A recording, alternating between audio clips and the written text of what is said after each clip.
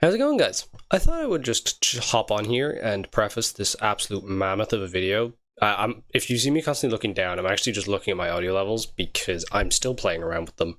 And you'll notice some more issues with this video. You know, it's a classic of this channel at this point. So this is an absolutely massive video where we go into a crazy amount of depth in terms of like the process for team building and team tours. And this was kind of the main piece de la resistance. Yeah, I know I'm being very fancy here, that I wanted for this kind of series of pre-DCL videos. So I am very happy that this is kind of a thing. I just wanted to preface that like we do kind of go into a lot of depth, so if people do have questions, please do use the comment section or just like reach out to me on Discord. Like I'm more than happy to answer any questions people might have. Or Kcric, I'm sure Kcric will be available as well. In terms of audio, like I said, I'm testing around with filters and then filters weren't quite working for me. So what I actually did was I just kind of got rid of all of them for the sake of getting the recording, because it was a very narrow window that myself and Kcric could record. And it was a fairly lengthy one. I think I stayed up till about 3 a.m. by accident. But yeah, it's just kind of one of those things of, you will kind of notice it's a little bit drowned out, and I'm in the process of fixing it because, you know, I'm still kind of getting used to this whole what the hell am I doing thing. So without further ado, I hope you all enjoy, and let's hop into some team building. Hello everyone, and welcome back to DCL Deep Dives, the series where I talk about various aspects of Pokemon before the DCL auction for extortionate lengths of time. Today, we don't actually have a generational discussion, but it's more of a general broad topic, which was my initial intention for this series, but that didn't quite materialize. And, as always for these things, I'm not alone. I am joined by someone who has mastered the art of team building in team tours, whether that be for himself, or, in our particular example that we have here, for someone else. How's it going, Kcric? Hi TJ, thanks for having me on. Absolutely, it's my pleasure. And today, if you didn't kind of cop on with that, we're talking about team building. Because team building and team tours, it's a bit different from your standard 8-mon for like your tournaments or leagues, or your 11-mon. So I kind of just wanted to go through a general process and use a recent game as an example. So, Kcric, do you want to kind of like just quickly go over why you think it is slightly different, the team building process? And then we can kind of hop into this matchup that we have up here. I think the main thing is that in a team tour, there's just so much more effort that goes about it compared to like regular tours or leagues these days. Like the lengths that people will go to just means that the prep is going to be so much more refined, and you just got to be ready for everything, pretty much. Like I think like prep that takes you by surprise is a lot more important. Prep that's like thorough, so you're able to answer like even answer or a sequence in mind for everything on the opponent's team, because you know that they're going to be prepared as well as they possibly can. So I think the main thing is just like, you know, having a general idea, but going through the marks, getting used to the sequences. Like you don't want to be making a silly mistake in a big game. Yeah. No, you're 100% right. I guess the big thing as well is that all the like your teammates are also have a big influence on your prep as well. Like, whereas usually in individuals you're prepping by yourself, you have like some of the top players in the format helping your opponent or yourself with prep, which makes it a lot more refined as well. Yeah, 100%. And, you know, depending on what player's advising you at a particular time, it does lead to different outputs. So, anyways, we have this game here, and this is from the DPL season just gone. It was a semi-finals game.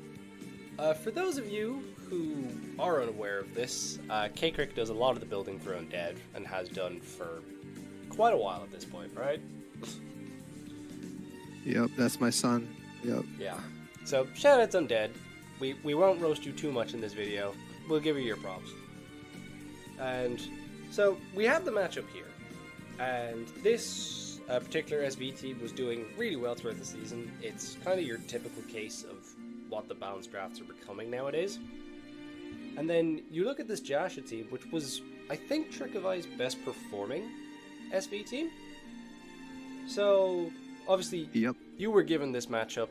What were kind of your initial thoughts right off the bat?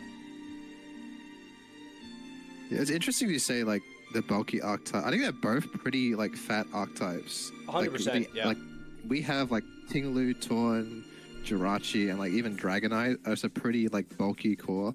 But even with him, with like he's got Wish Pass from Aloe into like Bolt, into Tinkaton, into Okidogi, Cyclizar, like for hazard control. They're also quite a bulky like sort of offense. I wouldn't say stall, like I would just say bulky offense. The initial thoughts I had looking at this matchup were that the Aloe is really annoying. That was the main thing. I like AV or Wish Pass into like the Raging Bolt. Like you get so many flea flip turns on our team, and if we can't like stunt that momentum, it becomes very difficult. Because we probably have good answers to Raging Bolt, to Greninja, 1 times, 2 times, 3 times. But if you can get repeated free entrances into these Pokemon with like his momentum core, it becomes very difficult for us to be able to like progress to an end game where we can win. We faced other things like I take into account when I like look at a matchup like this is we faced a Raging Bolt with this exact same team early in the season. They brought Terra Water, which I think is the best like Terra into this team, right? Yeah. But we brought like AV Torn, AV Ground Torn, Grass Knot. We hit it like turn 1, and then the Bolt did nothing. So I'm expecting them to be prepped for that like 100%. Like I'm not sure if they're going to change the Terra type or they'll just play more carefully around the Torn, but I'm expecting one of those. I'm also taking like into account Josh's playstyle because it's a guy that I've seen prep all season. I was in their server. I've like I'm a good mate of his. Like I've seen him prep a lot. I've seen like he works a lot with Habita as well, and I'm quite familiar with his prep style. So I know they're going to lean more on the bulkier side when they're building this matchup. Like I'm expecting like AV or /Wish like Aloe. I'm expecting like either a water bolt or a fairy bolt. I don't expect Dragon here because like we could just go like Fairy Torn and it's just gone. Yeah, exactly. And we also have a Jirachi, right? But I mean I can see Fairy because it's not like he has the greatest answers in the world of Dragonite, and I've noticed like he has a tendency to like favor defensive Terra types in his like top Terramon, aka like Zarude /Bolt. So that's what I had in my mind. And I mean from his perspective as well, I'd say like all 8 of his Pokemon are bringable. I know they like really like the Mismag. He terrored the Mismag over the Bolt the week before. I don't think he's going to do that, but like it's an option we have to consider. Like Terra Fairy Mismag actually looks quite like dangerous in theory if we just don't have coverage on like Tinglu or we don't have ways to kill it, right? So those are my thoughts going in. I figured they'd bench the Lando Eye.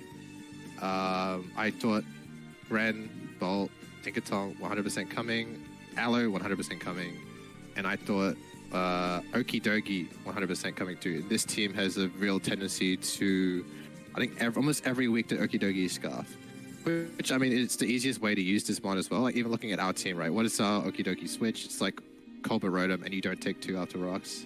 Everything else you just like kind of get murked by dual stab. So it's very effective, and like having good responses to that after an Aloe flip term is going to be very important as well. Yeah, 100%. You're spot on. I think what people will kind of listen in terms of the way that you were talking through things there very much shows that kind of difference in mindset. You talk about playstyles, you talk about, who they're building with. Like, those are the type of aspects that you do need to incorporate when you are kind of thinking. Especially when it is a playoff game for Team Tour, because I know sometimes with Team Tour games, it can be a little bit more man versus man, but, like, playoffs, everyone's going to be, like, in full sweat mode, so it kind of is that difference in a mindset, so I hope... I do think people don't take enough account of, like, the people's play styles when they play, like, this type of, like crutches people lean on in terms of prep. Like, people just have tendencies, right? And if you are able to, like, see what they prefer to do, you just have such a leg up on, who you're playing. Yeah, for sure. And yes, it's one of those things to not lean into too much, because sometimes you can lean too much into a tendency and get done by it because they kind of pivot out for some reason. But a lot of the time, for sure, yeah. So, Yeah, you got to keep open-minded too. There's no like one hard and fast answer. Like it can always backfire. Yeah. Yeah, 100%. So you saw this matchup and built two teams, which I have here. I actually have a serious list of stuff that Kcric has sent on to me, and thank you very much to both Kcric and to Undead, just in terms of the, sending this stuff on, sending on mocks and things like that, just so we can go through this properly. Because this is the way that a video like this needs to be done, because you need everything laid out for the sake of giving it a complete guide, and that's what I wanted to do with this, so I'm just going to get that out of the way now. So, we'll go on to build 1 here, and so we can see a Terra Fairy Torn with Nasty Plot and Sub, which does look pretty potent here. Wait, is that even the right one? No, you built 2, it's fine. It doesn't matter which one's first. They're both about the same. Yeah, exactly. They're both about the same, yeah. Max BDF Ting Loop makes sense into a Bolt. Weakness Policy Jirachi, which, looking at the matchup, it does make sense, but might have some issues in regards to flip turn plus, the typical stuff you see. Tentacruel, because you need, like, a Gren check, that makes sense. Pulverberry Rotom, a necessary evil here, and then, like, a Boots Dragon Dance D9. All relatively standard stuff. And then you go into the other build. Yeah. Similar step, but we're going with Terra Ground Torn here, so a slightly different approach. What was the thinking in terms of kind of wanting to test out both? I just wanted to see, like, I wasn't sure if Terra Fairy was good enough into like the Tinkaton, into stuff like that, because I think that I have Terra Blast and Bleak Wind here, right? So if you look at our current set, the Terra Fairy set, we were kind of walled by the Okie Dokie. Walled is it like, I mean, we can't go in one hit, right? Especially if it's like AV. I know, like, I expected Scarf, but you also, like, I mean, if it is AV, like, we're gonna need to, like, Nasty Plot twice to kill it. I'm pretty sure Terra Blast does, like, 30. So it's not, like, the most reliable thing in the world. And obviously, like, Fairy is worse against Tinkaton, whereas Terra Ground should be at this Okos from, like, +2. I think Heatwave does about 70. And obviously, he can hit you with, like, super effective Gigaton, which is not great either. Like, with Ground, at least, you also block, like, T-Wave potential. Yeah. So you can just stay in and, like, just hit it, rather than, like, you have to play, like, sub-mind games around Thunderwave, Encore, Gigaton, which, if it goes bad, it goes bad, right? It's you probably have to switch out, and then it's challenging to come back from that, because Torn is, like, our best mod here, probably. Yeah. The main weakness with Ground, though, is that you're just getting flip turned on by Aloe. So, I mean, the main thing I was thinking here is that you would probably not Terra early, so that when Aloe... Because I'm expecting Aloe to be, like, the first mission to Torn, because AV Aloe can just basically come in, doesn't care what Torn does, and you just flip turn out into, like, Okie Dokie, into Greninja. And that's the other thing, you're also weak to Greninja, right? So, I don't know. I just wanted to test it out. Like, this is not a set that would win, but it'd probably get, like, 1 or 2 just a nice on the way down. Maker. Yeah. Because if you wanted more win con out of it, you'd probably go, like, the agility route, would you? Like, weakness policy or something? Just to kind of catch those flip turn Aloes, but even that's, like, not even a guarantee. You're also not, like, accounting for, like, Shuriken Grand. Exactly.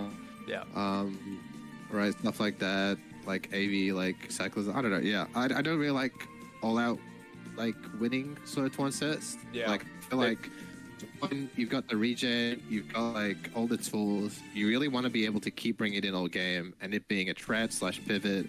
Like, I'm not as big a fan on, like, you blow your load early with a weakness policy, and then, like, what are you doing the rest of the game, right? Yeah, exactly. And, like, that's a very particular way to play the Torn, and I think your opponent would definitely catch on to that. Particularly, someone with Josh's skill set. Everything else is the exact same, so nothing really comes on here. So, I guess at this point, obviously... I will say as well... No, go ahead. Yeah, so usually when I go with, like, the builds, especially with SV, is that I'll build a team from the opponent's perspective, and then I will test, like, the team I've built from Undead's perspective against that team. And I won't like.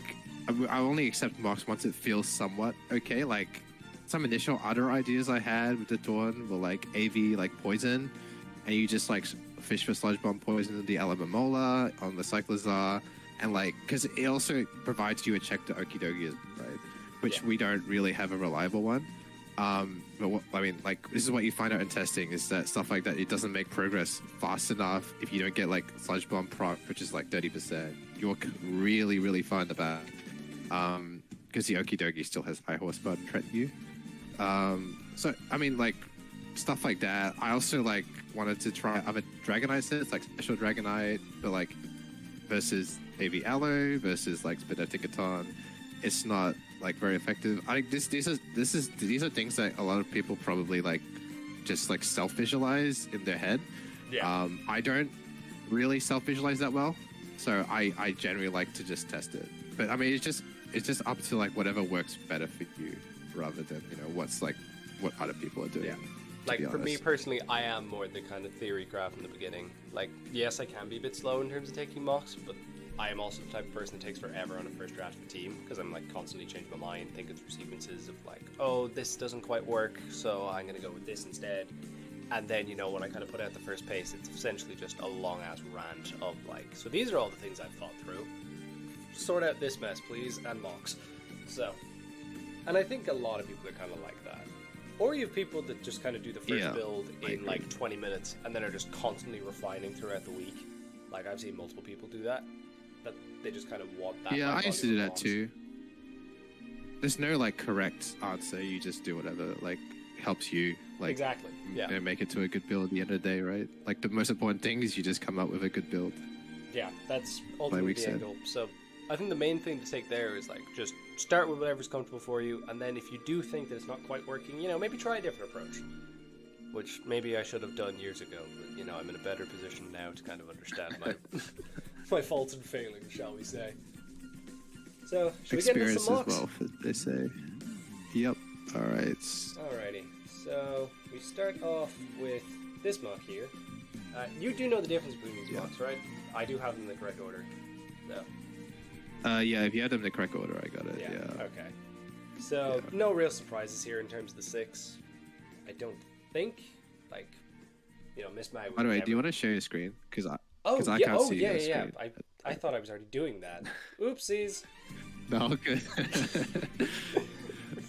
I was like, are we going to do a 3, 2, 1 play sort of thing? Like, no, clearly not. Why would I do that? That'd be funny. Yeah. Okay. There we go. And now you can all see the... I hate this bloody screen because it constantly comes up and just blocks the top bar of the video, and I never bother like moving it. Here, I'm gonna do some live. Yeah.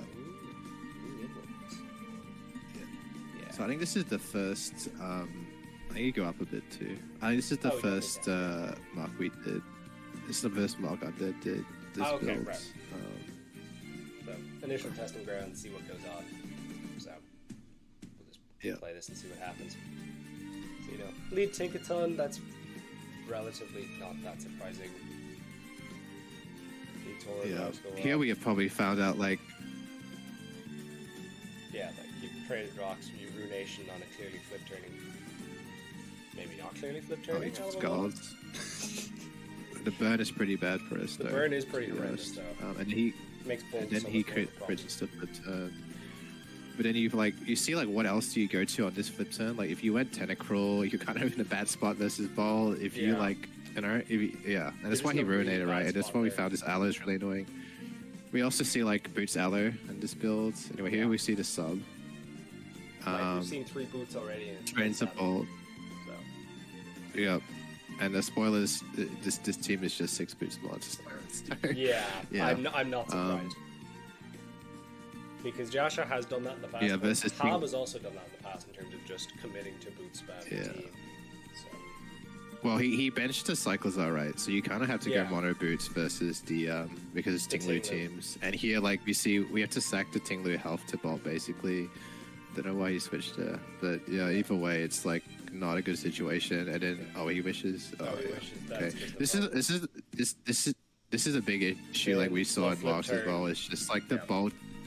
Yeah, flip turn into bolt, and you just keep getting healed up. Like we have resources to be able to beat the bolt like once or twice, but like if it keeps getting wished up, we're in a lot of trouble. Yeah, basically. the long game is the problem here, because, especially versus something with boot spam, because you're not even making hazards progress.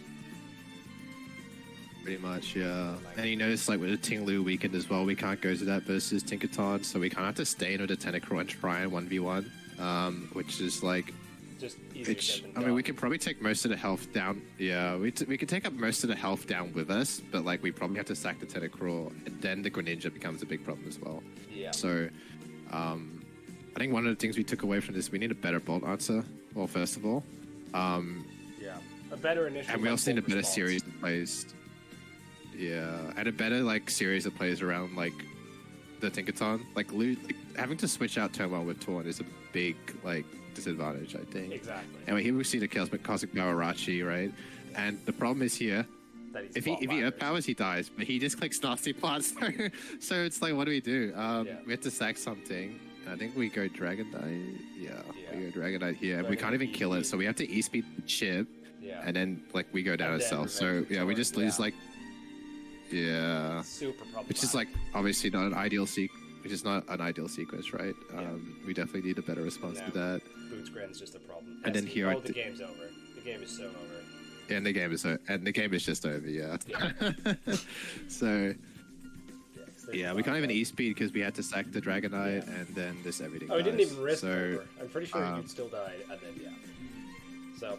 This is what happens in Team Tours, guys. Sometimes you just kind of run into a pace right off the bat that just completely bodies yours, and you just need to tweak accordingly.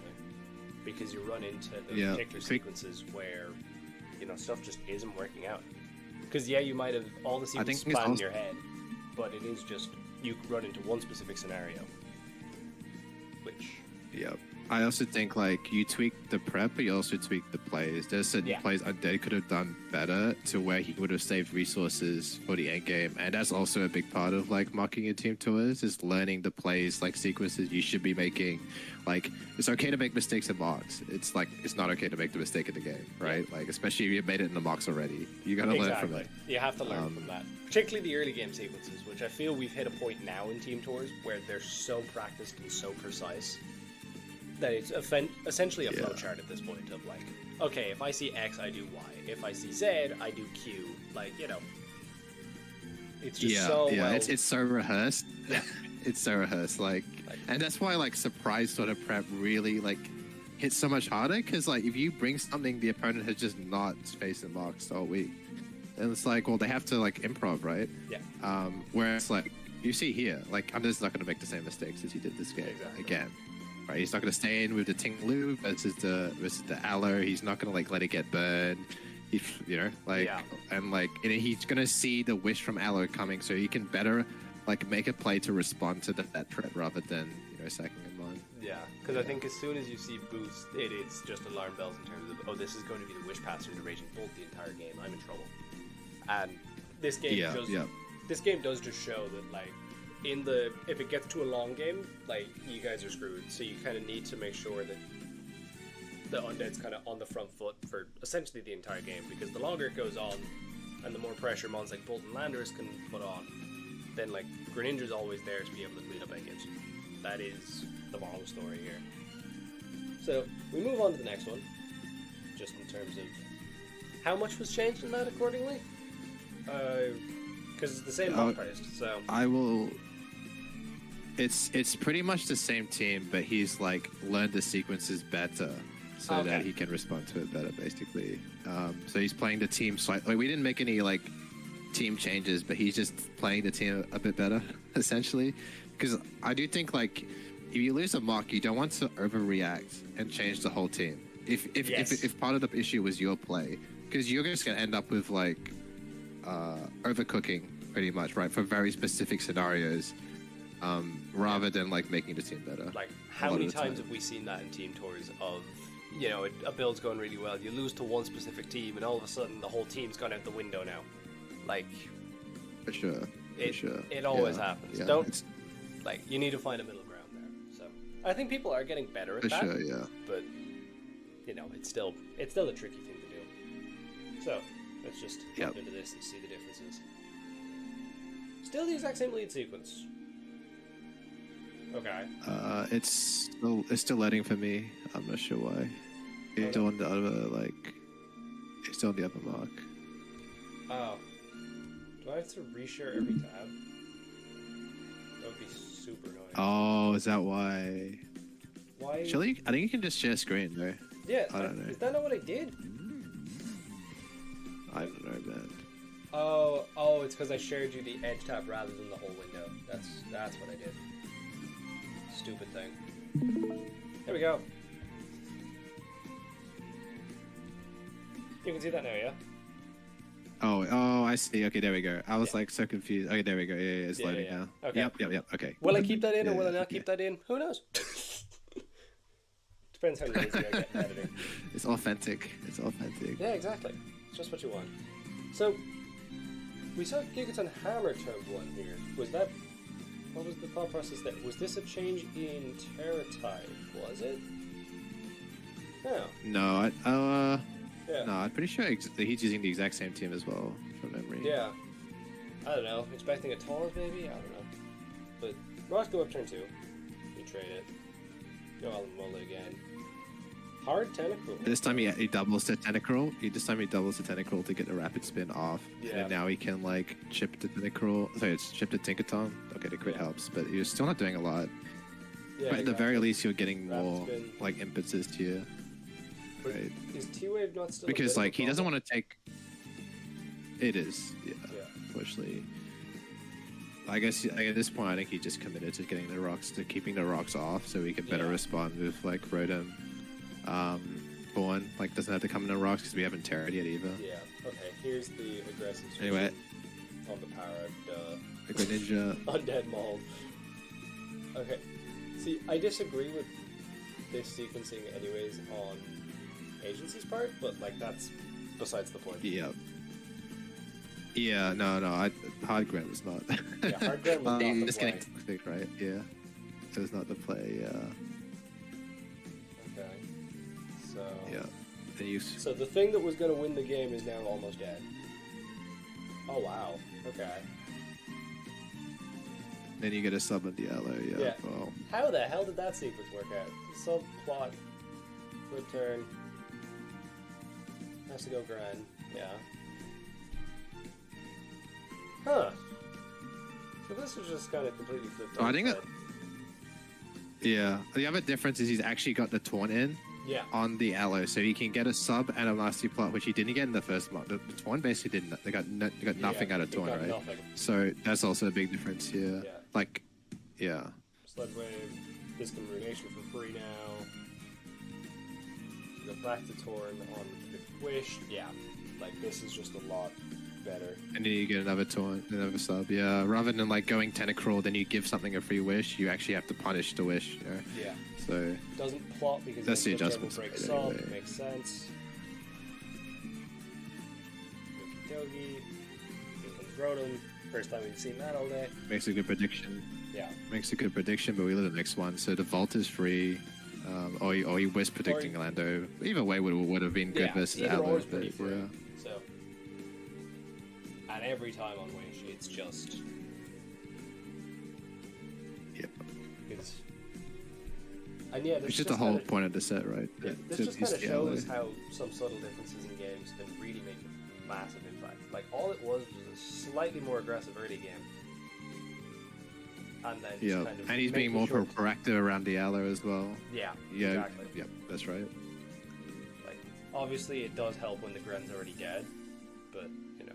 Yeah, that's true as well. Yeah, it's a bit of both, right? It's a bit of both. You gotta be able to see what, like, well, I think that's also a factor, and they're probably not gonna do that in the game. But at least you're playing your like assets better. Exactly. That's even the if key like thing in these mocks. Like, we also see how annoying the Tinkaton, like the aloe is, right? Because it's just wishing up everything at this point. Yep. And there's not a lot you can do about it, like other than go to Taunt, because we don't have a lot of immediate power on our team, right? It's literally Taunt for breaking, then we have a setup Jirachi, and we also have a setup Dragonite. So there's not a lot of immediate power to punish the aloe, so we kind of have to do it through like our sub Torn and our Jirachi and all that. Yeah. Okay, we see the sub on it, Whirlwind. Oh, interesting. It's a nasty plot lander without focus post. That's... Okay. True, actually. Actually, there's no coverage for Rotom as well, I just noticed. Yeah, exactly. Like, it's a... It's an interesting one. Maybe it was a hard predicting no Rotom, which I don't know why you'd do that when there's Okidogi. And, you know, the I'm assuming he just... I'm assuming he just thinks he can just sub on it and, like, Sludge Wave it. I assume +2 Sludge Wave probably 2 it cares anyway, probably. So I get it. But you see... This is a sad turn. Yeah, you see the Dragonite look at a +1 on the flip turn, and then he goes Raging Bolt, and then... Watch how much this does, right? I mean, this does... Yeah, 50. That's just so I realized as well, we probably need like just Dragonite. Yeah, I think after this we were thinking like we're changing the band. But obviously band has issues too because he's got a Tinkaton. You can't really lock into Outrage too. So what move do you lock into? Like band ESP is nice for the Greninja if he doesn't sack it early. Yeah. Even though it's not ideal. Okay, here we get the Jirachi in finally. Yeah. So you can see what it can do. Because this is a free second Cosmic Power. Lando's back up the fall. He plots, and then... Okay, I don't know why he went Fine Head there. But... Yeah, surely Store Power is better. Yeah. Yeah, okay, I don't know why he did that. Yeah. That's another learning point. Yeah. At least this time it's in range. Yeah. Yeah, at least this time he's in Iron Head range, and it's a very good sub because it forces 2 kills. Yeah. Oh well, you know he's got Thunderclap. Yeah, it forces 1 because of Thunderclap. So he didn't really need to make the play, but it's just. No, that's true. Well, we didn't. I don't think it revealed Thunderclap at that point, but yeah, we would have got more regen if he didn't make that play. Like I don't hate it, but it's definitely one of those that gets it a bit. Yeah. But yeah, overall, like essentially now this becomes a slow burn. Of us just wearing down his team slowly until like the Jirachi is able to win, that basically. Sucks, but there's not a lot you can do at this point. Yeah. You really need to. I don't know why he's saying I'm pretty sure you still win that. It's undead things. Yeah. And the positioning here is pretty important too, because like you can go Tinglu. I think you get a free Jirachi here on Poison Move. I didn't think you got Scarf. Alright, I don't know why I did that. Okay. That's a 39. That's borderline disgraceful. Yeah, this Aloe, like, this is, like, have you ever, like, how many 60-turn SV games have you seen? It's just... That don't involve Alomomola? Not many. Yeah. But this just... Aloe just forces a lot of prep. Exactly. It's just stupid good at the minute. No wonder it got a price increase. Yeah, you get a flinch here, and the game is like rich. But that arguably sucked more for Undead because, well, no, it depends when he clicked. Because if you see, surely he didn't knock off. Surely he T-Wave first. He probably clicked T-Wave. I don't think it mattered that much. But here he just Cosmic Power, which is what I envision when you with this set is that you click Cosmic Power as he goes Aloe, and then you click Cosmic Power again as he flips in. So you get +2/+2. Yeah. Which works if he's not Nasty Plotlander, right? Yeah. But he is, so it's kind of tough. You can but see at this point, we're positioned well enough to where we still win. Yeah. Sorry. But you can see the set's potential. It's just that this mock had, one of their particular sets that, and then it wins at this point. That's right. Yeah. So. Pretty much. Yeah. We've just shown an entire 70-turn game, which. I know it's kind of crazy. This runtime don't go crazy. But yeah, well, it was proof of concept that the Jirachi can work. It's proof like the Torn does work if you play it in a more proactive manner. Like you learn the lesson from the first mock in that you got to be more proactive around the ally. You can't just let it like wish and flip turn all over your team. Other things to take away is the Bolt is still annoying. Yeah. The Okidogi, Kalihana had to pick a sack every time as well, but there's not too much we can do about it. We just need to position in a way that after it gets the kill, when it gets its kill, that we are able to take advantage of the move it locks into. Like we would have been able to take advantage of the poison jab lock with this Jirachi because we get a free setup turn. Yeah. Stuff like that. We also learned what the Dragonite is a bit too weak in this mock. Like, it's just like without the power boost, it's not doing anything. 50 to bolt is just great. Yeah. Yeah, exactly. Because, you definitely are right in terms of the Okidogi thing. Like, yes, this was a boots Okidogi, but it kind of did, it was kind of a proof of the point in regards to the Scarf set. So, which, you've kind of pointed out multiple times at this point, and it does seem like probably the best bet. Like, I understand boots here, but it also seemed like the build that they had didn't really have it to the point where Tinglu was constantly getting in and constantly able to click spikes. So... Yeah, well, we don't have spikes in this Tinglu. Yeah, exactly. Actually, because we expect it. Yeah. Yeah, just in terms of like a proof of concept, anyways. But okay, so I get what you mean. Yeah, I get what you mean. Yeah. But yeah, sometimes all it is just a change of sequences, and like, yes, there is a case that Undead was arguably too aggressive on some of these, but overall, it is kind of that proof of concept, which we're going to be talking about constantly here, in terms of this is, this is how it works in theory, and then it's just minor tweaking. But you kind of have a better idea of the early game plays now. It is a place to experiment with your sequencing and purpose in the mocks, right? Rather than the actual game. So like you can afford to be a bit aggressive and figure things out or whatever. That's what they're for. Yeah. So, indeed. Move on to the next one, which hopefully you can see. Yep. So I can't see it this time. Yeah. So this time he has the Miss Magius over Tinkaton. Which I mean is an interesting choice. That means it's probably Rocks and Lando Eye. Yeah. Probably like a fatter one. To go what Terra type. Yeah, we can check it now. Yeah, that's true. I feel like that Miss Mag as well has to be like Plot Grass Knot, yeah? Maybe Fat Calm Mind? I mean the viable sets here are really just like what Wisp Hex, like Pain Split, and or like Plot Calm Mind, like Plot Calm Mind with Grass Knot. Like you could get away with like no progress versus blue. Yeah, you could get away with like Plot Culver, I guess, or like Calm Mind Culver, and just Pain Split stall. But, yeah. Still, it's an interesting one. I do know that team. This team has brought like Plot Grass Knot against Tinglu in weeks past. Exactly. So it is an option. So it makes sense. Anyways, let's hop into this one. So the Terra type, it's water again. So. Okay. So we see an Ice Punch Greninja. And the Okidogi comes in. And this looks problematic already.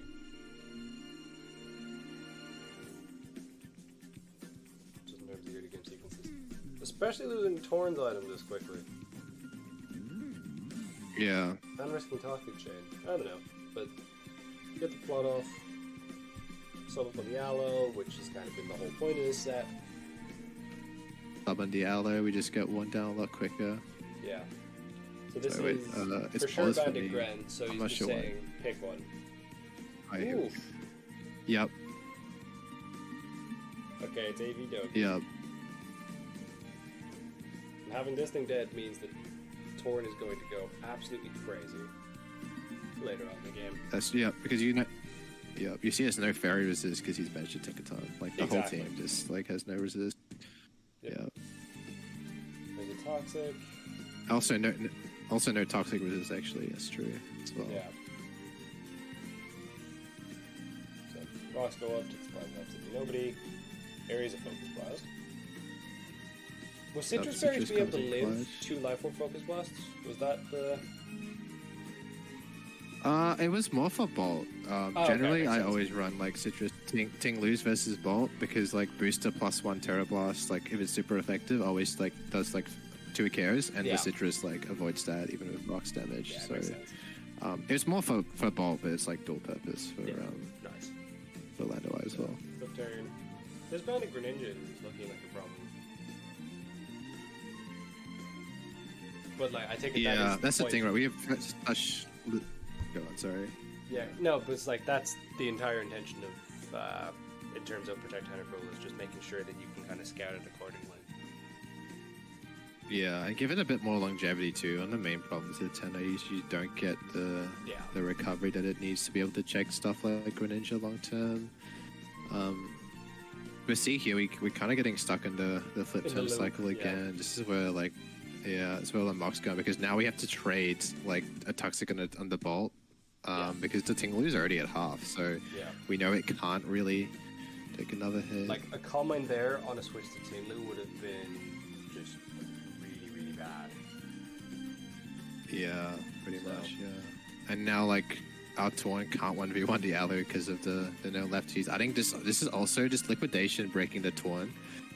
Made me add more bulk to the Tornadus, I'm pretty sure. Sense. So we did that liquidation. So it is going to be there's the Will-O-Wisp. Oh, switches immediately. I think he's just mono boots in this build for everything. I'm not gonna lie, that's why he's like no hazard stack. Or the boots Aloe anyway, but yeah. Yeah, boots Aloe makes sense because you don't really need to apply the you see another the Who rule of AV Aloe anyways, so.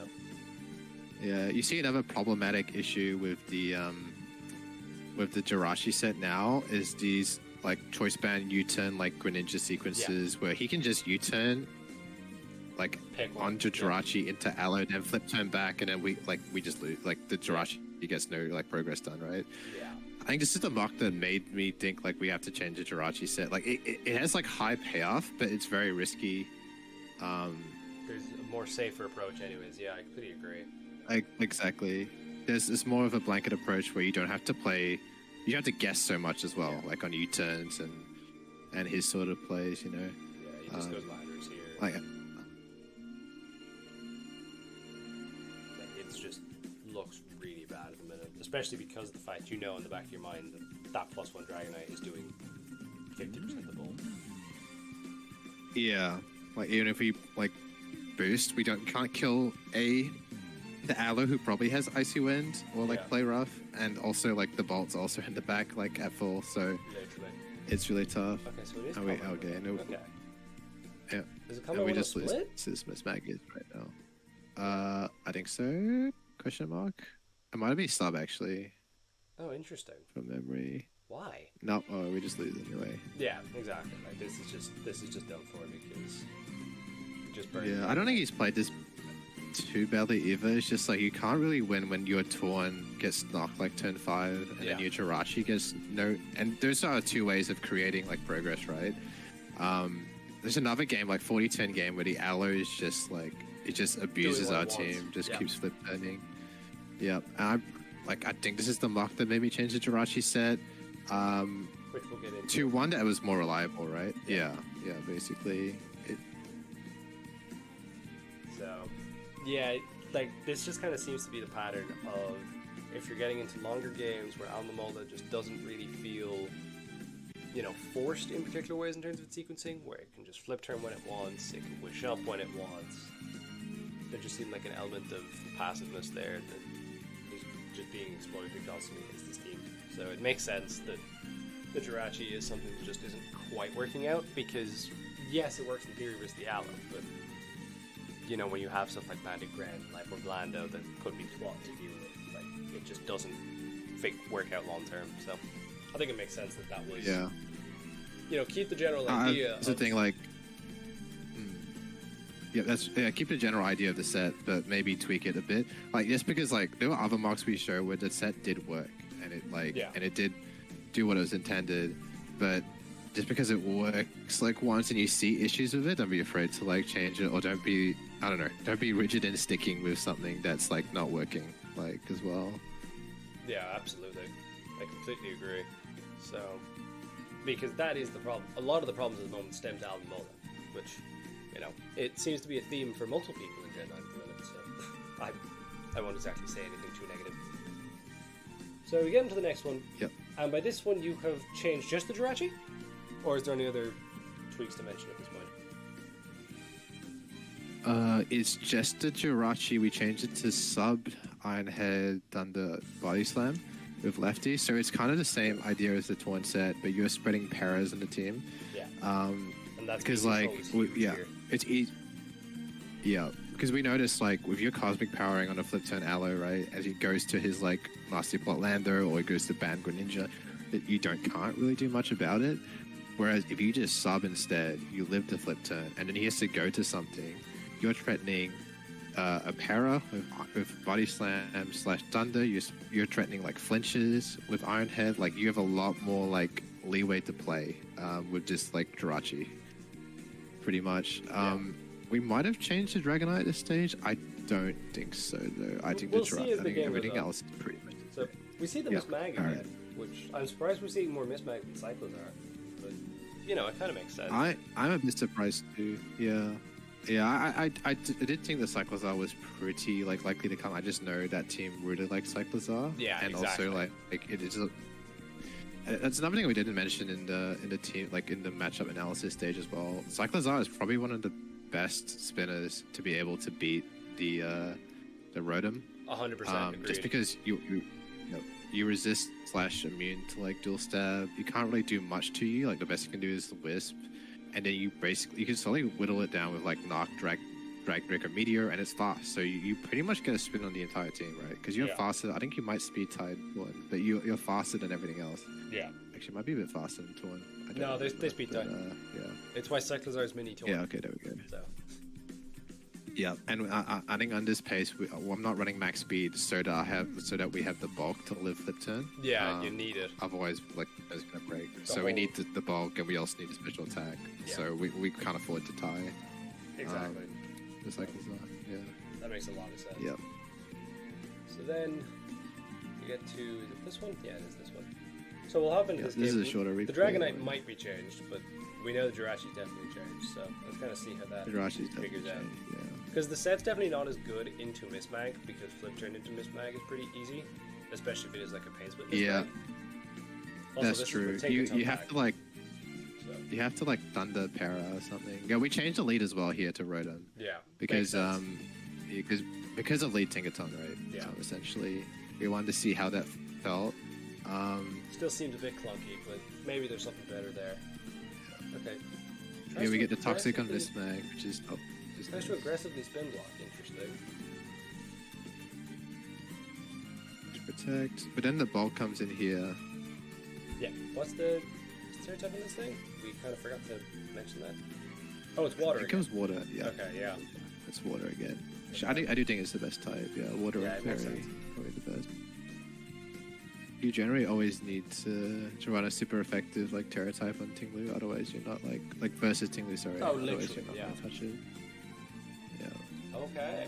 And this is the first spike stack we see as well with the. So that makes more sense in terms of the hard Miss Mag that we were talking about earlier. Yeah. So is this rest? No, it is just pain split. Okay. Huh. Like, I get it in theory, but I'm not entirely sure Miss Mag beats Tentacle. I'm surprised he didn't protect her, actually. I thought, you generally come up. I guess the theory is the Tentacle is so low afterwards, you can't spin on anything on the team. Yeah, apart from, like, the aloe. Yeah. Right? But you still think it's It's the theory. But then you see, the issue, like, the hazards are, is that the Torn is a lot more shit when it comes in. Yeah. Well, we see the new Jirachi set. You see lefty? Yeah, that's a dirty play. But yeah, just well, we have to make it because we're kind of backed in the corner. He keeps switching against this Hazards team. We just we are kind of screwed. We only missed the Thunder. The set and it misses. Yeah. And more Undead Mold. If I really want to make an effort in editing this video, I would like put an Undead Mold counter in the corner, but like I'm not going to do that. That would be funny, hey? Yeah. Yeah, but that would be reviewing. Like, we're already going 45 minutes. So, yeah. But yeah, we see Combine Bolt, which I feel like we haven't seen Bolt click Combine once. Yeah, he forfeits. So, I mean, I do think it was winnable at this point. He didn't need to bloody forfeit, but it is like it's incredibly tricky. It's very challenging. Yeah, like I think you have to like Toxic with Tentacruel and then and like sub-store and then like revenge it with like the Dragonite or something. But we just also, once again, we don't have the power on the Dragonite to do a lot of damage in the bolt. Not being able to like spin the hazards away was big as well. Yeah. But like this position, right, there was not a lot we could have done. No. Like versus like +1 Raging Bolt. Because especially with like hazards up Tinglu weekend. So that's why we also came to the conclusion we needed to change something else in the team. If we're going to keep an offensive taunt, to be able to break the aloe, because that's kind of mandatory at this point. We've learned like the aloe is a big problem. We need to make something else be able to check the bolt. So that's why we chucked Eerie Impulse on the Rotom, because pretty much Rotom's always faster than Bolt. You should always be able to like Eerie Impulse and then Pain Split, and then you should always be able to beat it 1v1, right? No, unless it's like sub, like Carmine. It makes perfect which is very sense unlikely, because Eerie Impulse is one you typically see in like the Zapdos versus Bolt matchup. But like Bolt expects a hell of a lot more there, so you know you do see it run Clear Amulet, and then every time Clear Amulet Bolt is run, the Zapdos is Light Screen, and vice versa. We all know how that dilemma works. So, like, there's no reason to run Clear Amulet here. So yeah, Eerie Impulse makes a hell of a lot of sense because like Tinglu can't deal with it forever, and like yes, you deal with the Citrus Berry, you deal with it twice maybe, but I think Eerie Impulse on Rotom makes a lot more sense. And we're confident at this point that with the Subarachi sub-taunt, we should be able to take advantage of like Aloe enough that he doesn't get a lot of free wishes back into the bolt, so we can prevent that. And then if we can prevent like the bolt from going crazy with the Eerie Impulse Rotom with Whirlwind like Ting, we should be okay. I think after this as well, we changed the Dragonite to Life Orb because +1 Life Orb Dragon Rush Oko's like Raging Bolt after rocks. Which the set we're expecting anyway, which is like 252 defense, like 56 HP, which is pretty standard bolts. I think +2 also occurs Alamomola. So yeah, that's the other change we made as well.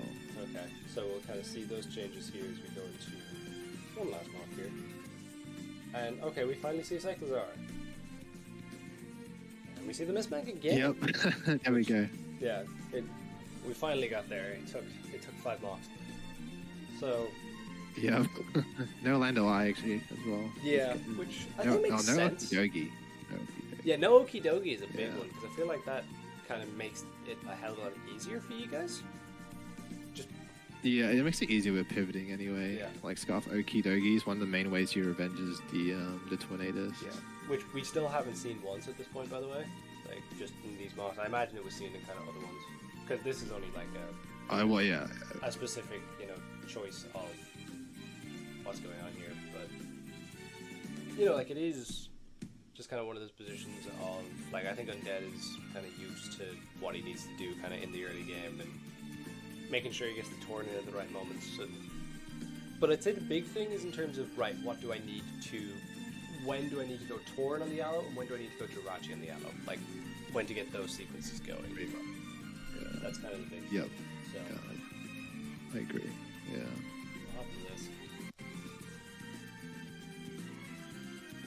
And like that's the thing. Yep. When it's not lead Tinkaton, it makes it a hell of a lot easier. Yep, that's right. Yeah. I think in the end we just decided if it's lead Tinkaton, it's fucking lead Tinkaton. We're just gonna deal with it. You just go Tinglu, you trade rocks, and then you have to deal with it. But the Torn leads well versus like everything else. So yeah. So we just gotta like bite the bullet and do it. And that is a big thing. The Aloe almost dies 10-4. Yeah. And like that is a big thing that sometimes you just need to accept that there's too much upside in something to accept the kind of if it goes for this, oh well. Like, and that is definitely as long as you have your leads and you know exactly what you're gonna do versus every mon, it's okay. And like you're happy with the result of each of them. Follow the flowchart. Yeah. That's okay. Shuka Tinkaton. Ooh, reflect. Reflect. What's the intention there? Back into the Aloe. But you see, the Aloe is really low at this point, like because of the Torn pressure. So it can't do what it has been doing in the other marks, which is just like It makes and we get a free toxic here, a free spin. Because it flip turning into Tinkaton. Okay. And he heals up. Yeah. Because what you are noticing is I don't think you've seen a single protect Aloe. Like just in this set Yep, that's true as well. because it needs Well, if you protect as well, you're also losing momentum versus our team. exactly. Yeah. Like it's just a really difficult fit here. So it's a dual screens take a ton with. Okay, interesting. Team for a moment. Okay, Trick Scarf. Makes a lot of sense. We have to safe switch into Tink anyway. Tingaloo. Yeah. Anyway. You get the Tinkerton now, do you? No, but yeah, My so bad. just see it again. And then all of a sudden the album mode is back at 70. Like, Yeah, I know. That's the annoying thing, right? You get a few aggressive doubles into it, and then all the progress is gone. But at least it's still toxic. yeah, that will make a big difference later. Especially with like the We noticed this a life flip. The torn, I think. Yeah. This life flip cycle is very annoying as well. Yeah. Just being able to like hit everything hard. That on the miss team. sucks. But Yeah. Good there. Go to balls. Is water again? Yes, it is water again. Okay. And booster range, special attack. And yeah, here we see the area pulled Rotom doing exactly what it's supposed to do. Yep. Yeah. There we go. Proof of concept. Yeah. I'm not sure why you volt switch actually. I think I told him after his replay you should just stay. Yeah, in just the stay area in the pulse area forever. again Like, because there's no point in sacking Tinglu. exactly. Okay, Yeah. Dragonite That's no another longer lesson we boots. learned. Oh, okay, that's a crazy That play. is a wild play. That's insane. All right, well, no, he's a god for that play. All right, Yeah, DD on that's Thunderclap and just crazy. yeah, okay. Yeah. And you can just see it immediately that Dragonite's putting on so much more pressure now. That he basically has to, he has to give up Alamola as well, and Gren has to take an E-Speed. Unless it is Shuriken, which, yeah, no. Ooh. Oh, he's just Chalan Berry. There we go. Yeah. Yeah. So this is another SD Gren. Is he a life orb? Yeah, the life orb helped a lot there too. Yeah, absolutely. I guess we lived the liquidation because of the block we invested. Yeah, Yeah. that is nothing. Yeah, okay. And at this point it's just over because the Tinkaton you've seen, you've just kind of isn't doing enough. Cycles are like, it's fine. Yeah. Like, there goes the Colder Berry. Oh, Oh, we have to well. sack the Rotom. Yeah. Yeah. Like, you don't really care at this point about Rapid Spin. So, No, exactly. It's already like nothing. you care on the more team about your really own is after Rapid by Spin. rocks. Yeah. Yeah. Why didn't he spin? Okay. That is a good question, but he switches. I think the only move he has to kill us is double edge question mark. Oh, I don't know why he did that. Okay, that worked out. But these seem to be getting wild. God double. Okay. Yeah, okay, obviously the Cycler can come back in. Sat the Tentacle. He has to sack Tentacruel and then go Jirachi, I think. Yeah. Because the Jirachi definitely lives. Okay. Oh, I think Torn also lives. Yeah, doesn't Torn it? lives, Let's see. but Oh, easy live. Yeah. yeah. Plot there would have been the God play, but he did enough wild Yeah. shit this game. But yeah, this. And the Jirachi should always live, so he should be fine. I think, right? Oh, it might be faster actually, because Jirachi's like maxed in mid. Oh, okay, no, he just okay, pushed yeah, no, it's Dusty Bond. All right. Dusty Bond, and then you went 0-0. Because that's how that works. Yeah. So, yeah, I think kind of with those mocks, at this point, you can see the kind of slow process of, all the pieces kind of coming in together. It started off with the Jirachi that just wasn't quite doing it, a Dragonite that was doing 50% full bolt.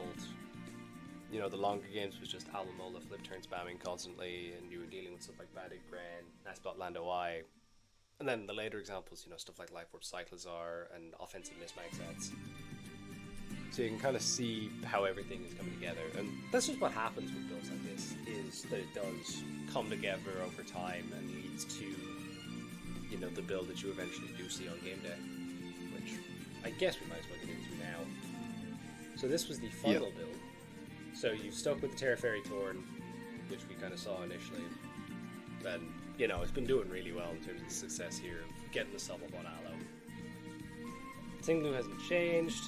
We have the Jirachi, which is that set that kind of it was tweaked to, which I feel like these mocks here didn't really show what it was capable of, but once again, it's a proof of concept, and having that speed control is so big here, especially in terms of... Oh, we also didn't show all...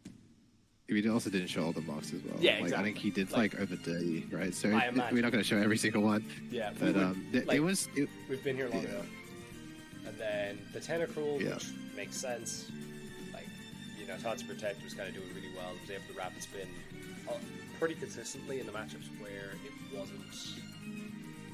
Like, in the matches where Miss Mag wasn't showing up, which Miss Mag's not a guarantee here for sure. And, like, it was able to kind of trade those long-term sequences with Tinkaton, which I don't really know who that benefits, but it just shows that it could. And then, you know, the Coverberry Rotom with Eerie Impulse, which kind of seems to be a critical change. And then the Lifelink Dragonite with Dragon Rush, just because of mood.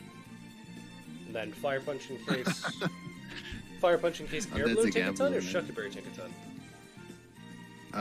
Air Balloon mostly. I think Air Balloon is a lot more likely than Shuka, but it technically covers both, right? Yeah, like, exactly. Like, EQ Dragonite is pretty obvious, and like, you're only clicking EQ versus the Okidogi and the Tinkaton anyway. Yeah. So it's way more fun to Dragon Rush and take an Okidogi. Yeah.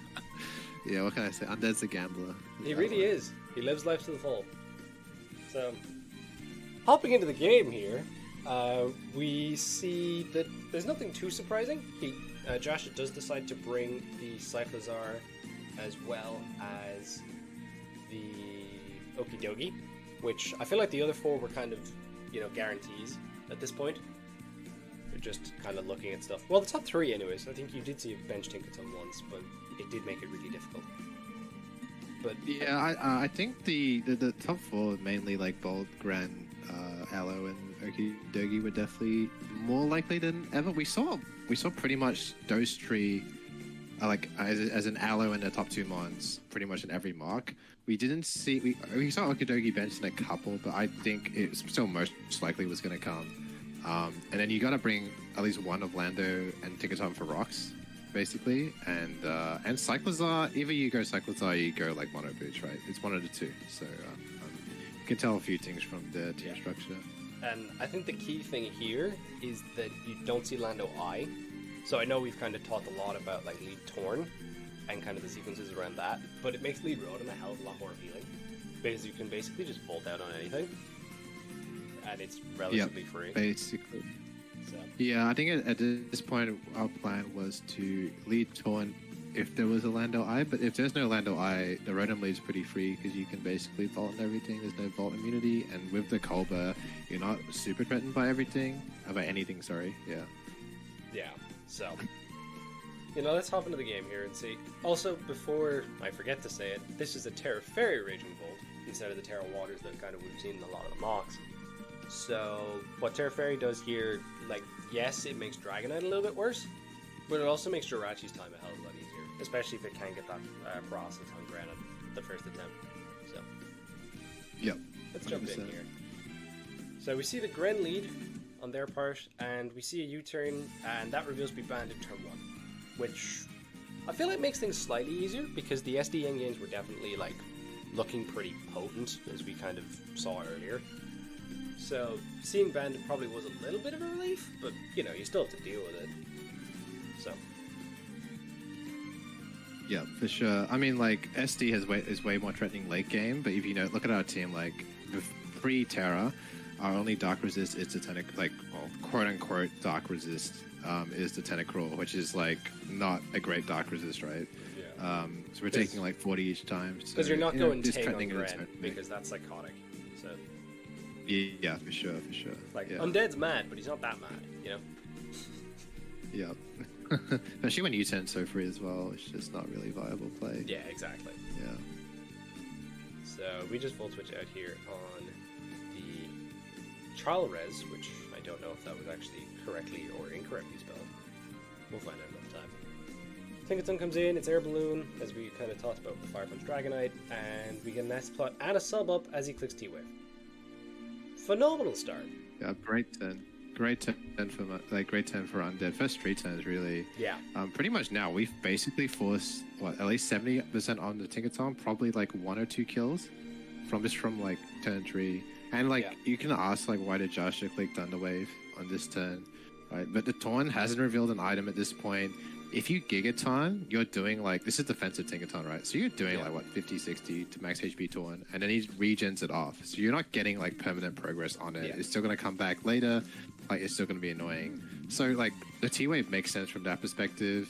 Undead just red, you know, like it's a tough turn for Josh. Predicted in prep essentially, because yes, T-Wave would have been the downside if it was like Lum, but I feel like Lum would have been such specific prep to the point where, you know, even if it was Lum, it's just like one of those things of like, all right, fair play, like you got me. So you kind of had to go for this, and Sub just leads to the exact same scenario. And then, you know, reveal the lefties here. Get that chip on Tinkaton as he kind of has to click Encore here, because there's no point in breaking the sub with Gigaton. So you get the Tinglu in here on the Cyclozar, because that was always going to be one of the Heatwave pivots. He clicks Knockoff. It's a free Runation here. It's good. And that damage from the U-turn does reveal to be like a fatter Cyclozar, which will kind of come into play later. It's pretty important. Get rocks up. The U-turn does 18 to Tentacruel, so they now know that you're like defensive. So knock off because you're expecting the Rodent to block the spin, and Undead just plays this well. Gets the Toxic off. Goes Rotom now, which makes sense. Yeah, doesn't even click Protect. Just goes straight hard. Yeah, he could have definitely protected, but you know, we'll leave it be. Goes for Torn on the Draco because that's the only thing that could have killed Rotom from that range. And now goes back in a Rotom, expecting the Rapid Spin, as Josh obliges, and yeah, Cyclone at 11. Yeah, has to U-turn out, and then even here he knows that Josh is not going to click the attacking move. He just vaults because like the Cyclozar dies if he stays. Exactly. So he forces another kill with Torn. Yeah. Just gets the kill with Torn, and then he goes back into the Bicycle Lizard. But you know, it doesn't matter. Like if he gets the spin off here, you get rocked up again versus a lot of his team. So you might as well just take the kill now. And yeah, first 15 turns have gone pretty perfectly. Okie Dokie comes in, kind of does scream Choice Scarf or Assault Vest. Either or is fine. I think you kind of could find that information out relatively quickly. Particularly here, because there's no reason for you to double knock if you're AD, unless it's like an absolutely unreal bluff. So just go and continue, get that information. And yeah, clicks knock again. So it's either an insane bluff or it is Scarf. Rocks go up. Yeah. Go Torn because it's a safe enough pivot on everything. Okie Dokie comes back in here. And yeah, like you can just go back into Tentacruel.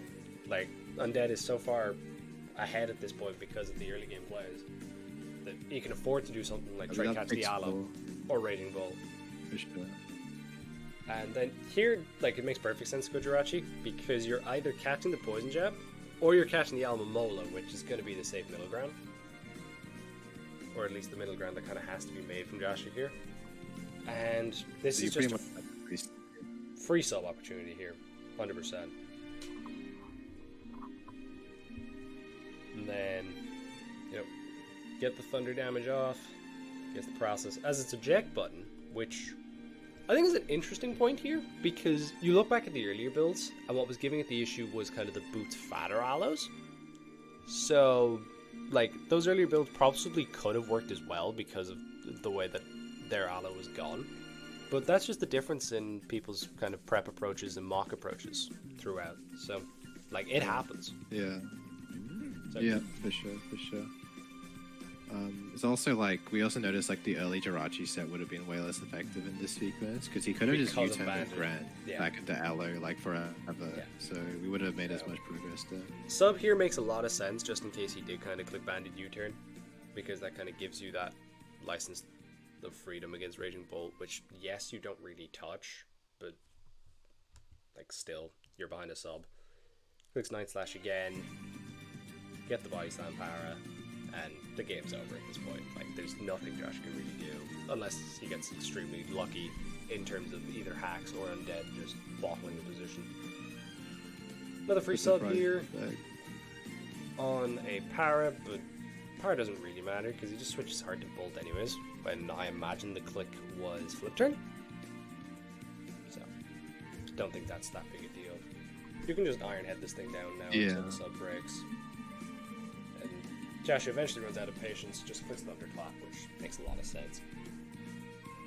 And now the Jirachi's back at 82. You go Rotom on a Calm Mind, and yeah, reveal your E-Impulse. He can't kill. And this is just a really free pain split. And, like, it's really funny how we talked about, you know, earlier on in terms of the longer the game goes on, the more it's going to suit Joshua. But because of the way that, you know, you've been able to keep Albemola off the field, and because the early game pivots, like, Undead has just been in control this entire game. And, like, even though it is going that bit longer, like, the result's inevitable at this point. For sure, yeah. It feels like we actually have the perfect, like, prep for each of their prep in the end. Like, it's just funny how that works out sometimes. Like, we've got the Eerie Impulse Rotom for the pole. We've got, like, the sub, like, Jirachi perfectly for the E button, like, Aloe, like... Yeah. And not to mention the Twin. Yeah. And this was why I kind of did think this was the perfect example for the building process, because of the fact that everything worked out so perfectly that there clearly was a process behind it that, you know, just kind of worked out to perfection here. So it makes sense. Plane split on another Calm Mind. It's just another free Eerie Impulse here. This T-Bolt does literally 17. Volt Switch is out here, which I don't think he needed to do. He definitely could have just Eerie Impulse one more time. But, you know, he goes back I think to it was Rotom. pretty safe for Garlic, to be honest. Yeah, I think, like, he was probably fearing, like, plot into, like, Terra Blast probably be 2 kills. Yeah, I think that was I'm kind of the assuming idea. that why Josh had doubled out. Yeah. Tentacle goes, Dragonite Hard into Albemola, see Dragon Dance. It's a free Dragon Dance here because Josh only needs one way to actually stop this thing, and that is Healing Wishing into Bolt. Which is funny because, in theory, if this was just like standard boots, then this probably would have two-shot with like EQ. And then... Yeah, it's funny, it just ended up being like, the life form is something that like screws us up in the end, but I mean, sometimes it happens, you can't get everything right. I mean, you'd much prefer this scenario to Terra Waters here, and you do like 75 with Dragon Claw. That's true, yeah. Maybe not even.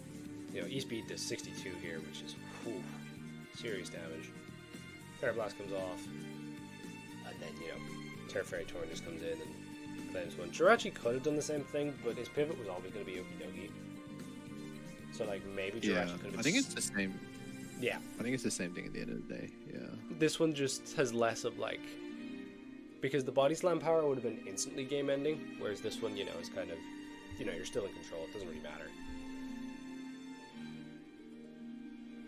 Yeah, for sure. You got Ting Lu here. You claim a free kill with EQ here, and that kill is on the Gren. And then he goes Raging Bolt, trying to get one last Terra Blast Fairy off to set up some sort of Okie Dokie endgame. But you just go Torn here. And then Thunderclap from the Terra Blast. And then yeah, all it's down to is one Scarf Okie Dokie, which can't beat everything unless it gets extremely lucky. So.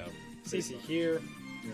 Possibly could have gone Ting Lu first and just regened it back up, but, you know, Undead's built different. That's probably the safer play, but I mean, even in this scenario, he needs to crit both the Ting Lu and the Jirachi, so it's reasonably He safe. just aura diffs and decides, I'm going to win this with Ting Lu anyways, so you gotta respect that.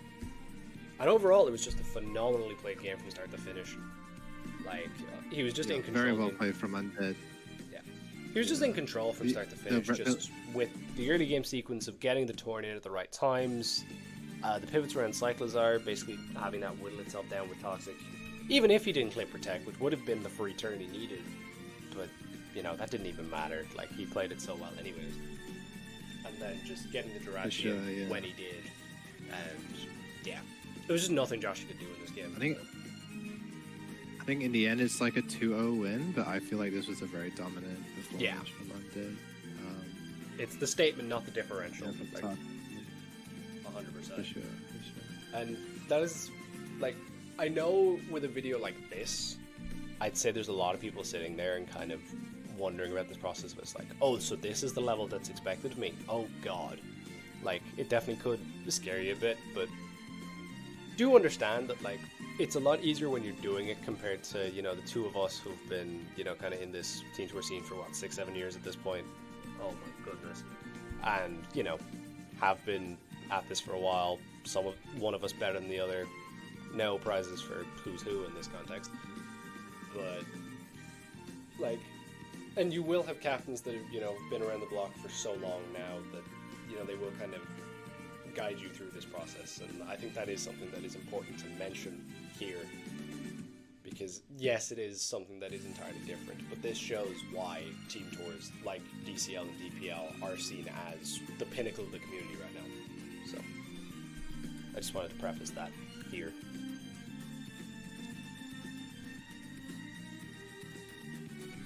Yep, definitely. Yeah, so I just want to say thank you very much again, Kcric, for popping on with me and just kind of talking through this. Like, this is a lot, so I kind of appreciate the effort you've put in. And thank you again to Undead for being, you know, our willing test subject to kind of deep dive and discuss this all through. Thank you very much again, man, and I hope we glazed you enough to the point where you're happy. We probably didn't, but, you know, that's fine. Anyways, guys, I hope you all enjoyed. I hope you all kind of were able to take stuff out of this from like a learning perspective. If anyone does have further questions in terms of some of the stuff we discussed here, do leave them in the comments, or like reach out to me on Discord, or reach out to Kcric on Discord. Like, you know, we will answer your questions if there is any, which, you know, I imagine there could be, because there might have been some steps we kind of skipped over, whether on purpose or by accident. Probably more so by accident, because, you know, we've kind of been at this a little while, and let's just say it's a little bit late for me right now, because I'm an idiot with time zone conversions. But yeah. Anyways, guys, it is now 3 a.m. We have just recorded this section for the 3rd time. I'm not going to talk about it, and I hope you all enjoyed, and I'll catch you in the next one. Peace.